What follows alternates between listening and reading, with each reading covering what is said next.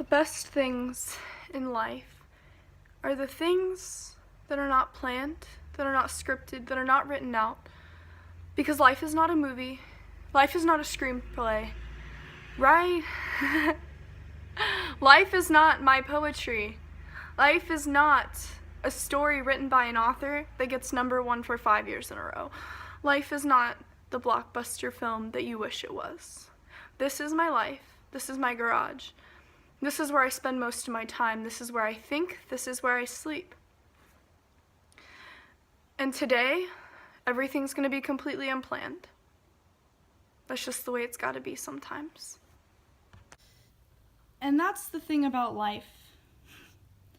Life is definitely not planned. You never know where you're going. You just know where you've been and where you are right now. I know in my full life I've been in over 10 states and over 3 countries. And I know right now I'm in this Midwest town that is smaller than my shrinking heart, and I'm wearing gray Vans, and this is life. And life fucking sucks sometimes. To the people that care about me, because I haven't been completely honest with you, if you want me to be honest. Not honest enough, at least. And truly, I am sorry about that. I just don't want to tell people about my problems. So if you're watching this video and you're in complete shock, or at least a little more than usual, at least now you know, I guess. This Midwest town, as we were talking about earlier, has been home to some of the best things in my life. But it has also constricted me in a lot of ways. I feel like I'm trapped here and I'll never be anything bigger than the state of Ohio, when I know that's completely not true. This alleyway, I've walked a million times, but today, maybe with the mixture of the rain and the smell of a grill in the air, it's different. And I don't know how. If I could describe a lot of my days, it would be like this. Cold and gray. But I brighten my hair bright orange so that people don't see that I'm actually sad. But I'm sad. That's my biggest confession. It's not just my feelings that feel cold and gray. It's everything around me. Everything is dull, and everything is diluted and watered down, including me in this bright orange shirt with my bright orange hair. Even the happiest times feel older than me. I remember many gazebo parties here after football games, and I think about how much simpler those times were than now, and I thought those times were complicated. Isn't that ironic? I believe that's ironic. I can barely remember any of these memories. They've all been clouded by sadness. I think a lot of my sadness comes from making up stories in my head, the what ifs, the they'll never be's. I often picture myself sitting in those 2 chairs I've seen for the past 4 years with somebody, anybody, but those are all what ifs. Just like everything else I think of. Nothing has ever seemed to be as good as the stories that I've written or the films that I've made. Except for today. Today, you'll see just what I really see. And believe me when I say, this is a perfect representation of my mind. Loud and overflowing, constant, never stopping. These are my thoughts, symbolized by something that means more than the world to me. This exact spot has held so many memories, and now most of them haunt me. I don't know exactly when this started, or exactly what happened, but I do know that it's there. Most days I live with it. It's come down to a science, 2 weeks on, 2 weeks off, happiness and sadness, and I play it off. There's something important that most people should know, and if they don't know it already, is that I care about people a lot. I never want them to suffer. I never want them to go through the pain I feel, the silent suffering.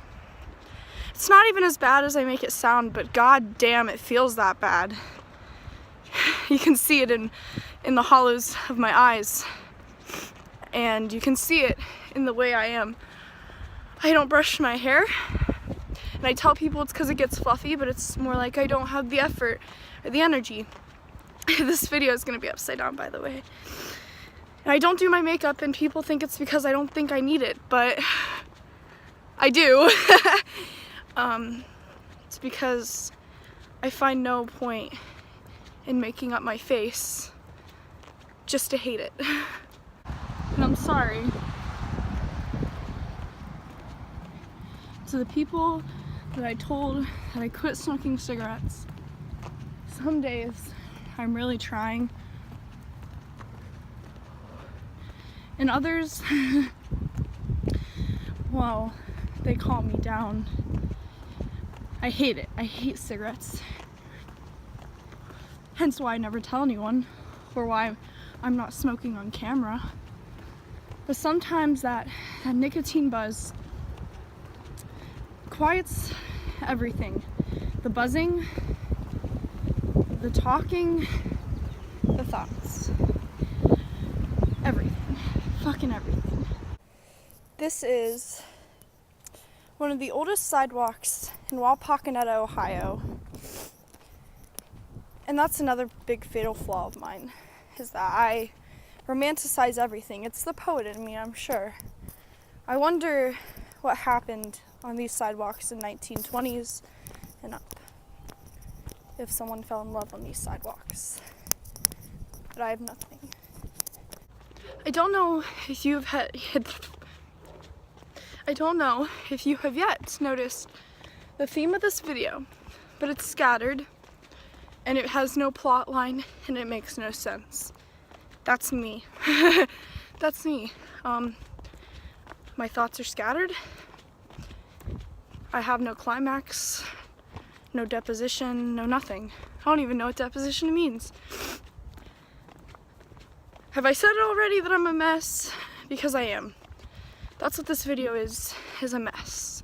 Bear with me here. 2 facts about me.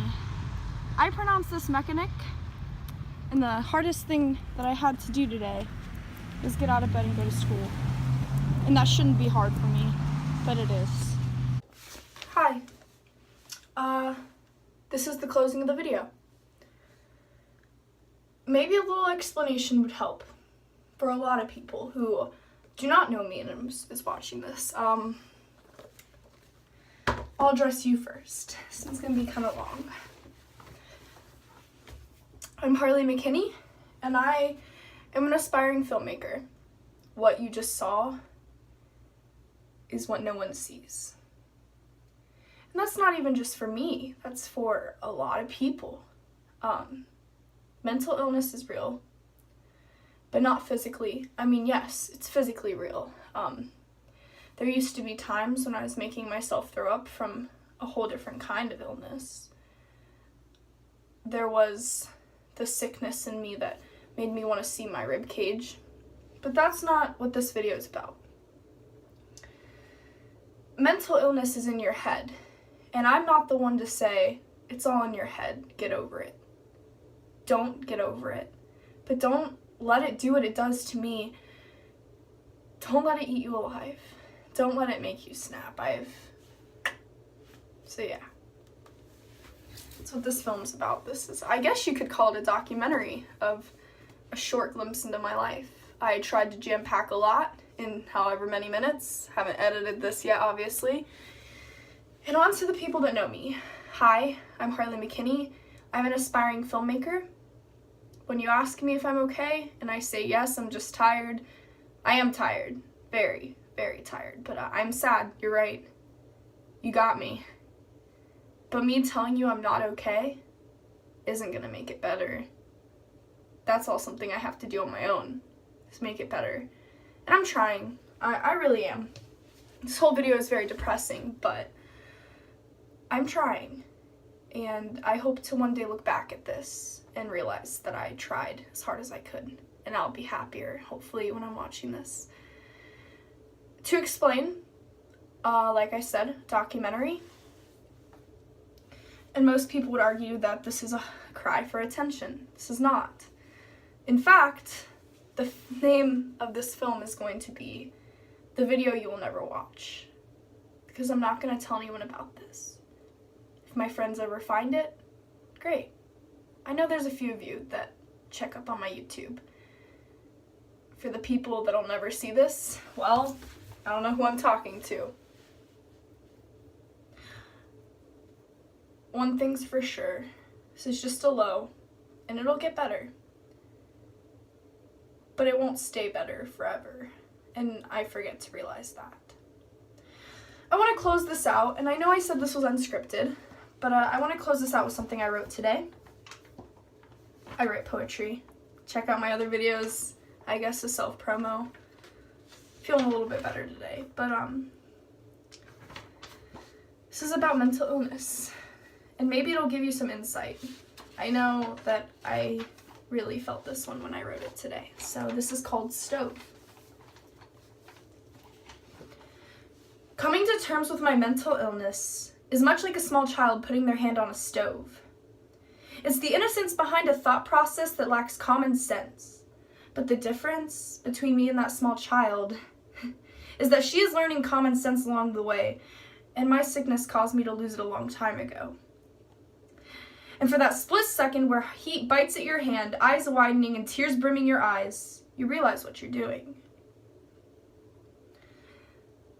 The other difference between me and that small child is that she starts crying as she pulls her hand away, and I keep my hand on the stove, the pain feeling like a pinch compared to my own destruction. And that's the thing about my sickness. I am fully aware that I am sick. But sometimes being sick is better than being stripped bare. I have grown immune to the toxicity that I swim in. I've been bathing in my doubt and insecurities for years. Coming to terms with my mental illness is not only putting my hand on the stove, but leaving it there. Because mental illness leaves you burned and scarred after the pain. But one thing that I would like to clarify is that even if you're burned and scarred, you still have the time to get better, just like I have the time to get better. Please, please, please, please remember that. Thank you for watching.